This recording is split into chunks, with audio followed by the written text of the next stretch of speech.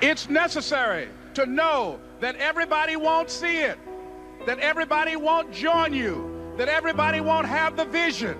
It's necessary to know that a lot of people like to complain, but they don't want to do anything about their situation, that you are an uncommon breed. You know, you have to know within yourself that I can do this. Even if no one else sees it for me, I must see it for myself. That's necessary. It's also, ladies and gentlemen, necessary that you be creative when you're working on your ideas, that you understand the importance of changing up, of readjusting your strategies. Many times we can have a great idea, but if you're not advancing it in the right way and things don't happen, you become discouraged and think the idea doesn't work. No, that's not true.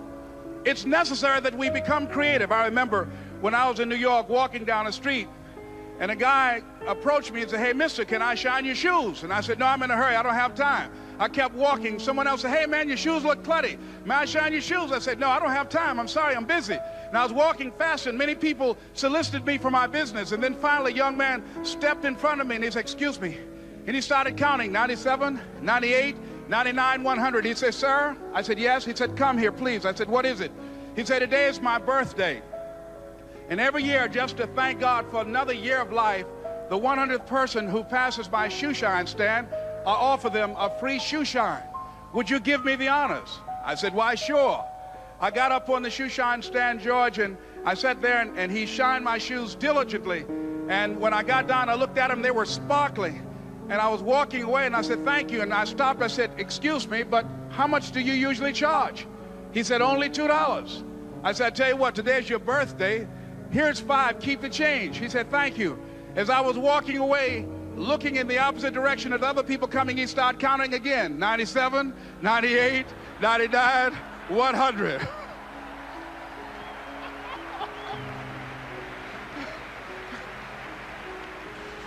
It's necessary that you be flexible, that you are always thinking of how can I improve this better.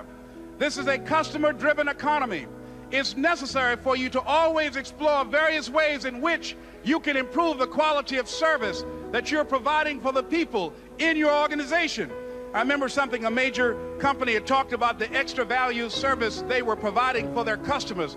And the lady who had the news conference summarized it this way. She said, "It's not our intention to satisfy our customers or to please our customers. Our intention is to amaze them." It's necessary, if you're going to compete today, that you look for ways to amaze your customers by being one of those individuals that keep your commitments, that keep your word, that's relentless. It's necessary as you work with the people that you bring into your organization, that they see that you're a good example of a person to work with because you model integrity and determination and ambition and truth and honesty and the way in which you conduct business. The next step is, that is you. That is you. That no one can do it for you but you. And even though you face disappointments, even though you will experience some setbacks, it goes with the territory. You must understand that. I remember I was playing a game with my 9-year-old son, John Leslie, and I beat him 10 straight games in a game called Connect 4. And finally, I said, "John Leslie, I'm bored. I don't want to play you anymore." And I got up. I said, "I'm ready to go to sleep now." And repeat out to me, please. Let's say this together. "It's not over until I win." John Leslie said, "No, you can't go now, Dad." I said, "Why?" He said, "It's not over until I win." That was his attitude. We sat down and we played several other games. And finally, after the 11th game, John Leslie won, and he got up and he yawned. And he said, "I'm ready to go to sleep now." And I'm saying to you, what if all of us took that attitude after we face a rejection and a no, or we have a meeting and no one shows up, or somebody say, "You can count on me," and they don't come through? What if we have that kind of attitude? The car's repossessed. Nobody believes in you. You've lost again and again and again. The lights are cut off, but you're still looking at your dream, reviewing it every day, and say to yourself, "It's not over until I win."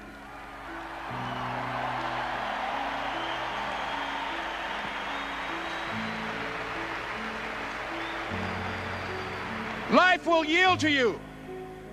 Now here's the next step. Repeat after me, please. It's possible. I can live my dream.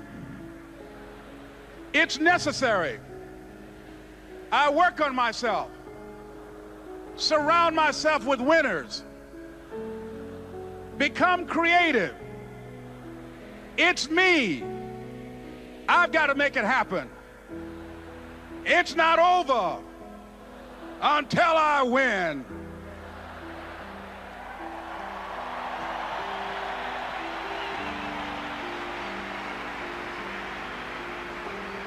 The next thing that's important to know, yes, it's possible that you can choose your future and direct the course of your life as you run toward your dream.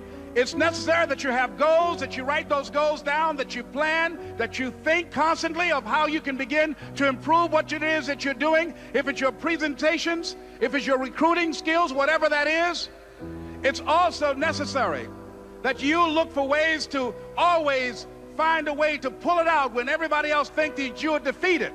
That you've got to take personal responsibility to know that in order to become successful, you've got to make it your personal business to do it. But the next thing, ladies and gentlemen, I want to share with you that some of you already know that it's hard. It's not easy. It's hard changing your life.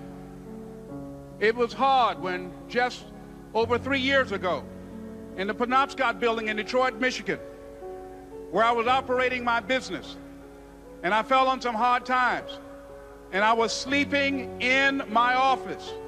It was hard coming into the lobby, and the security said, "Excuse me, Mr. Brown, can we see you for a moment?" And I said, "Yes." And I walked up to the counter, and he gave me an envelope. And he said, "Would you mind reading it here?" And I opened the envelope, and the envelope was from management that said, "This is an office tower. It's not a hotel. Please do not sleep in your office." And I said, "Excuse me, sir." I said, "I just work long hours in creating my business. I'm an entrepreneur. And right now things are bad for me. But they're not going to be this way always.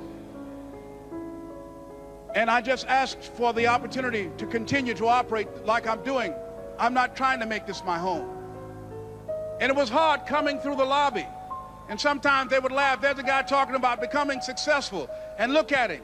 He's bathing in the bathroom upstairs on the 21st floor. He sleeps on the floor.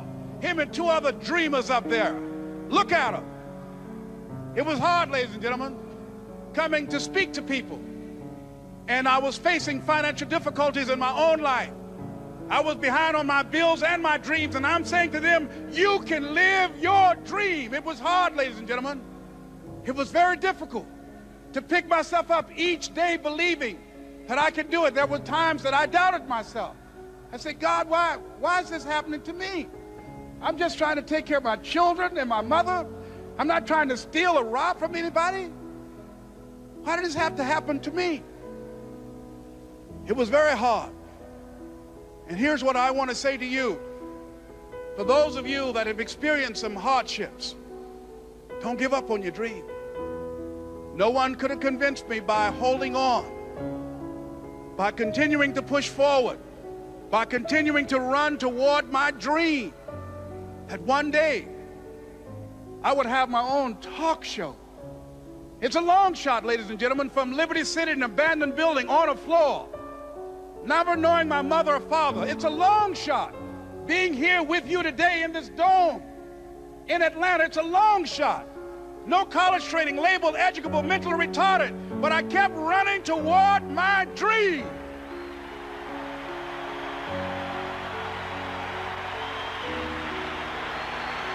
Don't stop.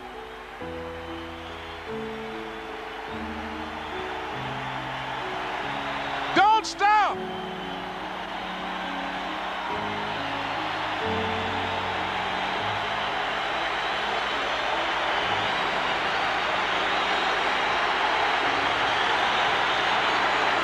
Don't stop running toward your dream.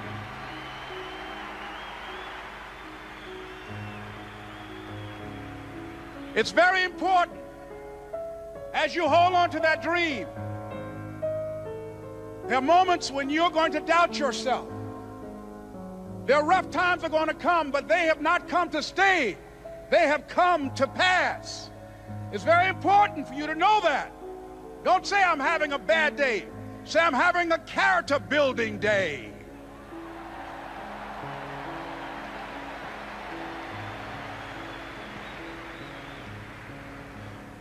It's very important for you to believe that you are the one to make this happen. I remember this high school teacher, Mr. Leroy Washington, at the end of school one June, it was just a few days before we were supposed to leave, and I just got my report card, and it indicated that I'd failed history, and I'd failed English, and I would have to go to summer school.